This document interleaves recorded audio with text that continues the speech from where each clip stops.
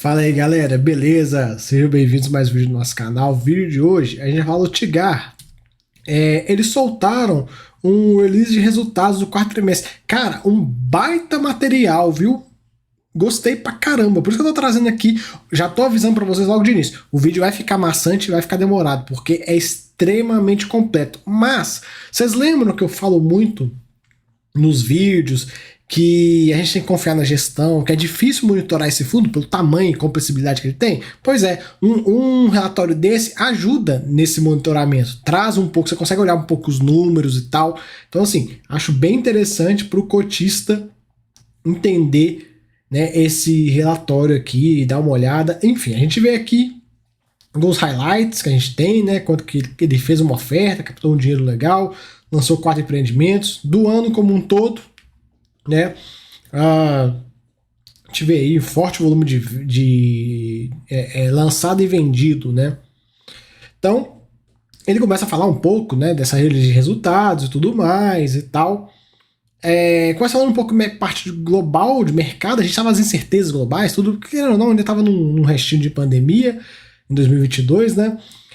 Linhas gerais, ele comenta sobre a questão do crédito, né, por conta do aumento da Selic, é esperado uma redução do crédito, porém, eles veem um crescimento estável, nada assim, não existe, pelo menos na visão deles nesse relatório de 22 aí, que a gente consegue ver, que é referente aos dados de 22, não teve nenhum problema de crédito. Sobre o imobiliário, o Banco Central constatou uma estabilidade nas taxas de crédito do setor, e a demanda por imóveis residenciais não sofreu retrações expressivas. Porque aquela coisa, sobe a Selic demais, o financiamento começa a ficar caro.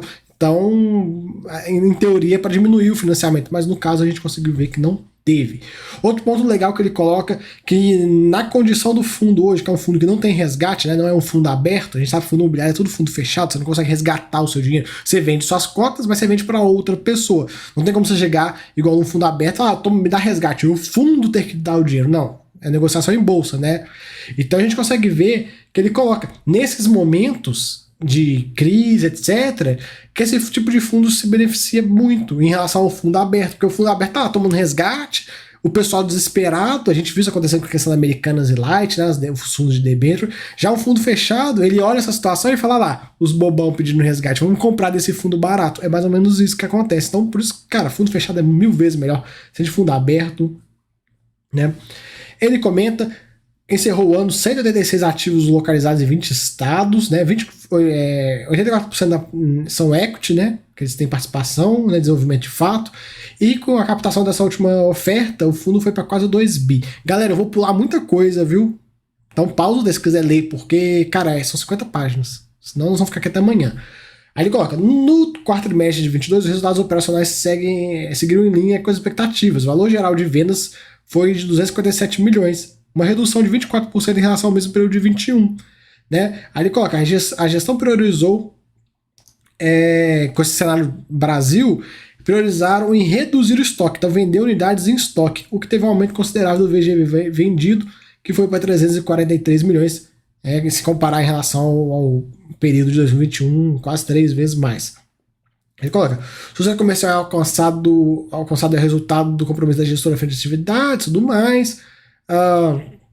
Como resultado, mesmo com a redução do volume geral de vendas lançado, mais de 4 mil unidades foram lançadas no ano de 22 e mais 12.700 foram vendidas. Cara, coisa pra caramba, por isso que eu falo. Esse fundo não dá pra você falar, eu quero monitorar tudo. Meu irmão, esquece, só se você trabalhar lá. Aí ele coloca, além dos resultados de vendas, o Tigar, ou lendo um relatório desse, né? O Tigar encerrou o ano com 21 ativos em estágio de land bank. Land bank é o que ele compra, mas ele não está desenvolvendo, né? Tá lá. O próprio nome fala, né? Banco de terra. Projeto inicial, em estágio inicial de desenvolvimento, né? Tem um potencial de 2,2 bi de vendas nesse setor. Aí agora, mesmo diante do cenário incerto, a gestora busca investimento em relação ao risco e retorno favorável. De modo geral, a estratégia visa identificar clusters regionais com dinâmicas próprias de crescimento econômico, preferencialmente ligado ao agro. A gente viu o que o agro fez com o PIB, né? Puxou o PIB bastante, e esse fundo ele foca em regiões do agro, que são regiões aí que acabam não sofrendo, né? Aquela coisa, galera, não tem jeito, né? Agro é o carro-chefe do país. Então ele coloca como é que o fundo investe. Hoje o fundo, né, ele tem um pouquinho de crédito, recebíveis e tal, mas o grosso mesmo é equity, né? É desenvolvimento, né? Eu vou ficar, como eu falei, eu vou pular muita coisa porque ele explica como é que o fundo funciona, vocês já conhecem quem assiste aqui, né? E aí ele explica que dentro de equity tem várias subdivisões que a gente também já comentou no canal. Então, equity de loteamento, corporação, de propriedade, etc. Né? Aí ele coloca, equity de loteamento segue com a classe maior relevância, mais 50% do PL, em seguido por equity de corporação, que vem contribuindo com um resultado expressivo do fundo, porque a incorporação, galera, entenda como, né, ou prédios ou condomínio de casas, né? E aí, esse tipo de classe, por exemplo, no caso do Tigar, é focado em empreendimentos mais de grão fino, sendo assim o ticket médio é bem alto, o que está contribuindo bastante para o resultado. Ele coloca, né, fala de novo sobre a questão do agro, né, cinturão da soja, né, também Maranhão, Tocantins, Piauí e Bahia, ele está focando nessas regiões. Aqui tem alguns resultados consolidados, galera, eu não vou perder tempo muito com isso, como eu falei, o vídeo vai ficar muito maçante, algumas coisas eu já vou ter que passar batido mesmo. Né?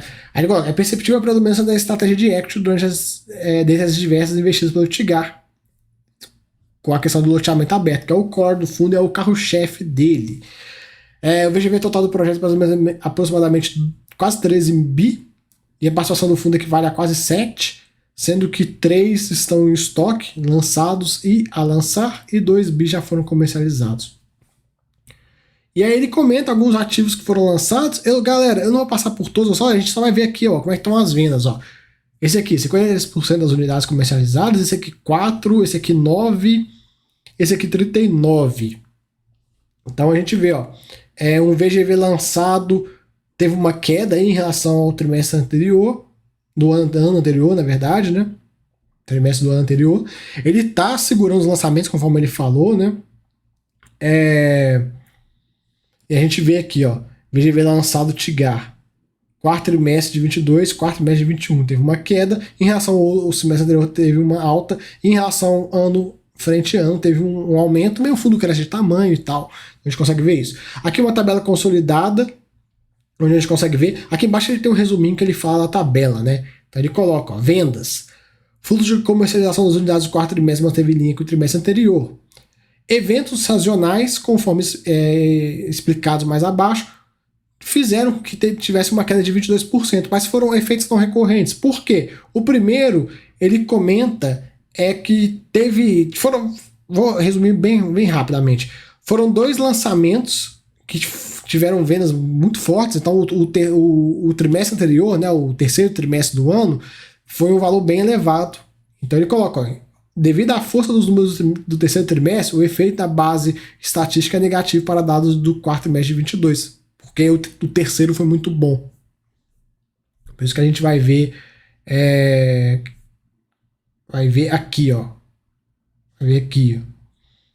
Enfim. Já passando. E ele coloca o VGV vendido foi de 752 milhões, um crescimento de quase 70% em relação ao ano. A gente vê aqui. Em relação ao trimestre, teve essa queda do VGV vendido. Foi o que a gente estava comentando, né? Porque teve o terceiro trimestre foi muito bom, a VGV vendido. E aqui a gente vê VGV lançado, né? O que foi colocado para lançamento e o que foi efetivamente vendido. A gente vê aí. E o crescimento muito forte de ano após ano. O fundo vem crescendo, né? Aí ele explica aqui, ó, VGV vendido por tipologia e os estados também. Bem legal. Olha lá, loteamento, multipropriedade, incorporação e condomínio. Loteamento, né, responsável por 36%, é a maior classe do fundo, então vai sempre ficar aí tendo a maior participação, né? Enfim, a gente consegue ver vários. O VSO do período teve uma queda de 603 base points. O principal motivo foi limpeza de carteira, né? Eles estavam fazendo distratos e tal. E aí você pega o lote que estava lá em inadimplência, faz o distrato, pega o lote de volta e vende esse lote novamente. Obras, ele coloca, né? O fundo fez um aporte em obras aí de 65 milhões, um valor ligeiramente menor do que o trimestre anterior, mas um valor já bem maior do que o mesmo período do ano anterior. Né? E aí ele coloca, né, que a diferença desses valores é por conta do crescimento do fundo. Acaba, galera, que o valor ano frente a ano sempre vai estar uma discrepância porque o fundo cresce, né? Faz uma emissão e tal, e está sempre ficando cada vez maior, maior e maior. Então acaba que a gente tem que ficar meio que fazendo tem que botar uma lupa nessa base de comparação. Então ele coloca, no gráfico fica claro o dispêndio de capital em diferentes períodos, analisando o aporte anual, que permite a visão macro, o crescimento do volume foi de 44%, impressionado principalmente pelos empreendimentos que saíram da fase de land bank. Porque é aquela coisa, o fundo tem um empreendimento que está na fase de land bank. Ele foi lá em Goiânia, comprou um lote lá que ele vai construir um prédio. O lote está lá. Ah, vamos desenvolver aquele lote? Vamos. Putz, quanto a gente precisa para fazer o prédio que a gente quer fazer? Ah, estou exemplificando. 50 milhões de reais. Beleza, vamos chamar a emissão, bota no pipeline aí, ó. 50 milhões pro prédio lá de Goiânia. Ah, precisa de quanto loteamento lá na Bahia? Precisa de tanto. Enfim, vai colocando, faz o pipeline da oferta e aí ele chama a oferta, faz a captação do dinheiro e aí, ó, bota os projetos para rodar, dá o start na coisa e começa, né, o dinheiro começa de fato a ser utilizado aí, né? Então a gente consegue ver, a maior parte dos aportes de obras do quarto trimestre foram realizados na classe de corporação vertical, né? Importante ressaltar que esses aportes são necessários para evoluir o percentual de obras. Cara, você não vai, a obra precisa de dinheiro para rodar, né? Essa tipologia possui um fluxo de recebimento temporal inferior aos loteamentos, impulsionado principalmente pelo desligamento bancário. O que é isso?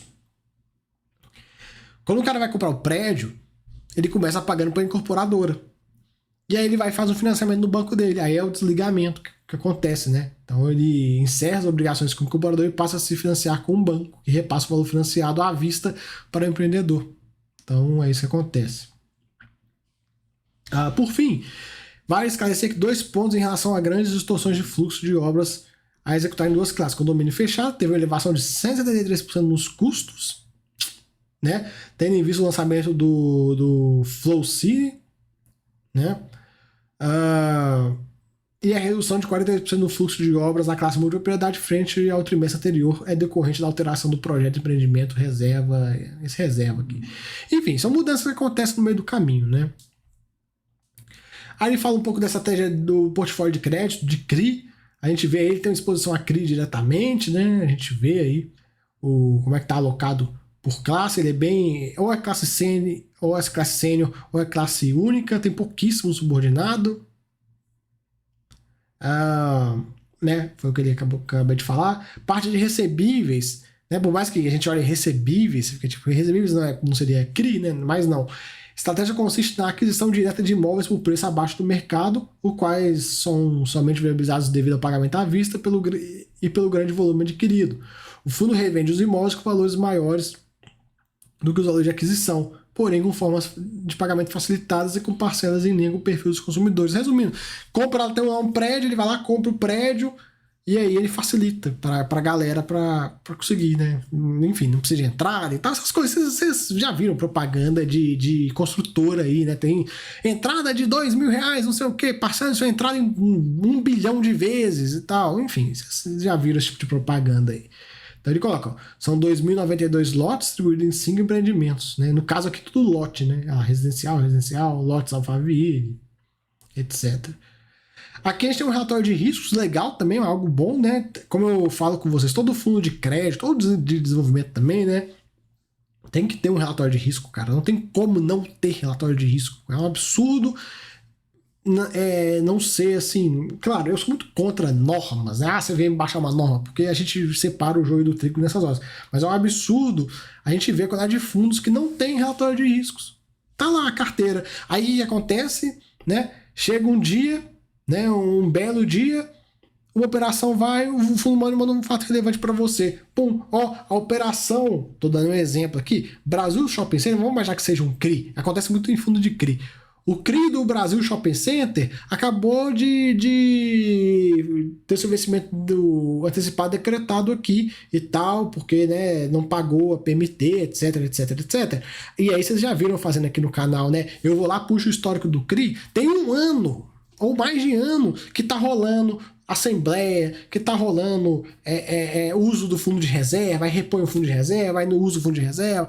Vocês já viram eu fazendo vídeo dessa maneira no canal. Agora, se o fundo te traz um relatório de risco, você já tá ligado, meu irmão. Você já vai bater o olho e falar, isso aqui vai feder. Porque todo relatório de riscos, o gestor vai te mostrar, ó, teve uma assembleia nesse CRI assim, assim, assado e tal, ó, usou o fundo de reserva, ó, aconteceu isso, aconteceu aquilo. Então você já fica ligado, você não é pego de surpresa e não tem aquela coisa, aquela situação chata de você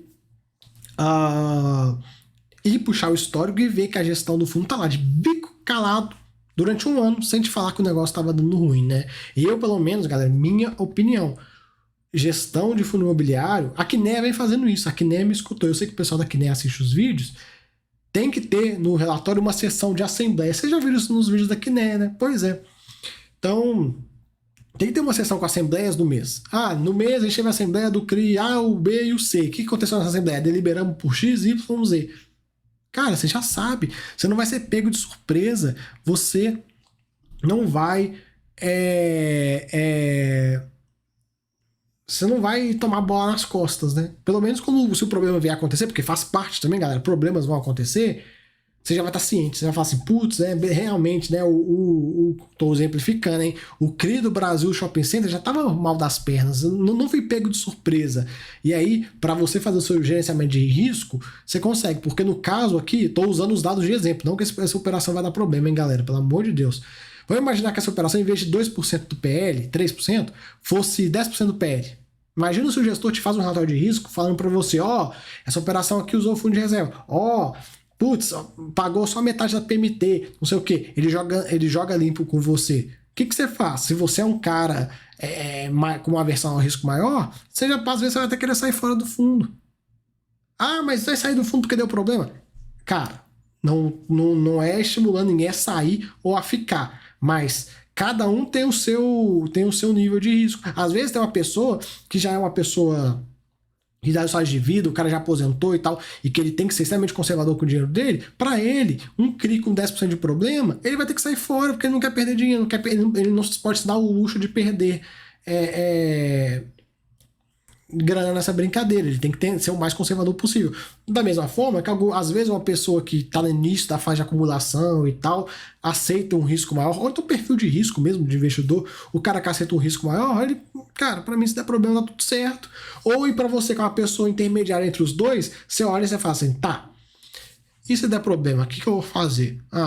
Vamos imaginar, é 10% da receita do fundo, se der problema, o fundo perde 10% da receita, imaginamos que a cota caia 10%, se eu vou fazer um aporte nesse fundo hoje, não faço hoje, eu espero para ver se vai dar problema ou não, porque se der problema e a renda cair, a cota cai, eu vou lá e faço o aporte. Então, assim, para todos os cenários é bom a gestão jogar limpo com você. Eu acho assim, é mais que obrigação, eles são pagos para isso, cara, são pagos para isso, estão recebendo taxa de gestão, todos os fundos, né, são pagos para isso, né. Enfim, voltando aqui ao TIGAR, né, feito adendo no relatório, esse ativo aqui que ele tem, esse shopping center, está em fase de maturação, então os resultados vão sempre melhorando. A gente vê o fluxo de pessoas, como é que tá indo bem, né? Ano frente a ano. E como eu falei, é um ativo de maturação, então ele vai dar esses números grandes. Todo ativo, a curva de maturação de um shopping, galera, ela é mais ou menos assim, ó.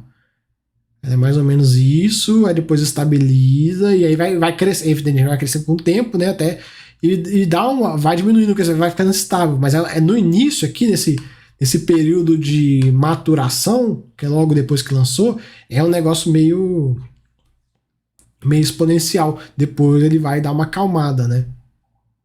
Então, por isso que a gente quer analisar esses dados dessa forma, e o gestor já fala pra gente isso. Então, é aquilo que eu falo com vocês. Se a gestão do fundo quiser passar a perna em você, que, né, quisesse não ser da maneira correta, ele fica quieto, não fala disso. O cotista mais avisado vai falar, nossa, olha só, o fluxo tá indo super bem, tá indo legal e tal, não sei o que, pererê. Enfim, é fácil de tapear nessa história, né? Aqui a gente tem um CRI que tá aí dando dor de cabeça também, ele explica, né, a questão. A operação entrou por relatório de risco, pois apresentou uma deterioração no indicador de razão de fluxo mensal. A gente vê que está abaixo da razão mínima. A gente vai acompanhando. o Chris segue pagando a PMT da classe sênior normalmente, então tá tudo bem, né? Que bom. O mezanino que toma na tarraqueta nesse tipo de situação. Eu vou passar de uma bem rápido, galera, porque já tá ficando longo pra caramba o vídeo. LTV saudável, só pra vocês saberem. O importante é vocês saberem as operações. Depois a gente pode perder um próximo relatório e falar um pouco mais delas, mas fica ligado só nas operações lá. Golden Lagueto também. Fluxo mensal, mesma coisa, desenquadramento. O saldo devedor tá ok. Vita Novo Mundo, que é uma incorporação vertical, não de granfino, né, mas uma incorporação. Teve uma revisão na TIR, e aí deu um alerta lá para eles estão trabalhando, né? Enfim, como é uma habitação de interesse social, não tem como eles mexerem muito. Mas a gente já vai ver uma de meio de granfino lá de Goiânia, esses prédios, que teve uma redução na TIR, aumento dos insumos, questão de pandemia, né? Tudo ficou caro. E aí eles estão trabalhando, mexem no valor de vendas e tal, mexem em estratégia de vendas para tentar elevar a TIR. E a gente vê que a TIR já subiu um pouquinho, já deu resultado. Tem esse Gran Life também, né, de Granfino, Granfino, lá em Anápolis. Também, mesma coisa, redução de TIR, preço de insumos. Esse Bueno Design também, né, de Granfino, mudança, ajuste de preço de vendas, né? Então os caras fizeram um prédio, ficou muito caro, putz, ajusta o preço aí que não tá vendendo. E aí eles estão trabalhando aí também, etc. Aí ele fala um pouco da estrutura de governança e controle, etc, como é que eles funcionam. Cara, eu vou passar muito batido nisso, porque, como eu falei, já tá ficando longuíssimo. Mas a gente consegue ver o que é interessante. Fluxo de organização da 3G Core em 2022. Prospecção, 1.700 oportunidades. Pré-análise, comitê, liquidação, integralização. Olha lá. Né? De 1.700, sobrou 59.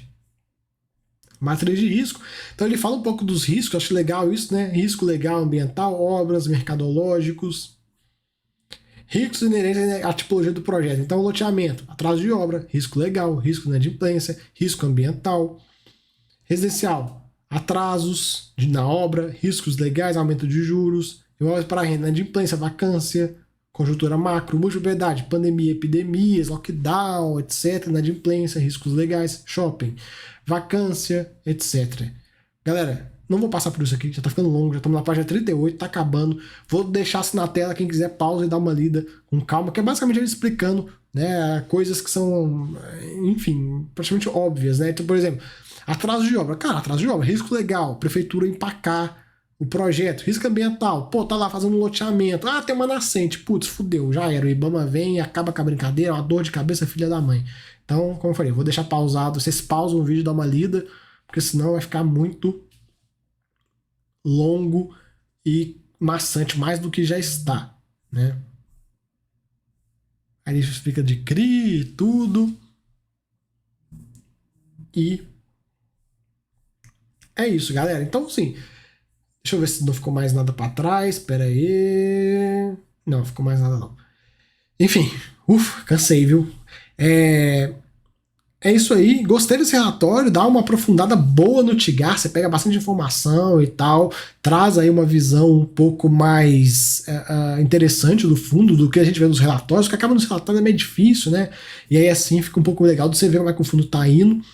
E, cara, esse aí é o Tigar, né? É esse nível de compreensibilidade que é um fundo de desenvolvimento, né? Por isso que a gente fala que não é um setor fácil de investir, é um negócio muito complexo e, de fato, você tem que confiar na gestão. Me fala, qual outra gestão de fundo de desenvolvimento que faz um relatório desse aqui?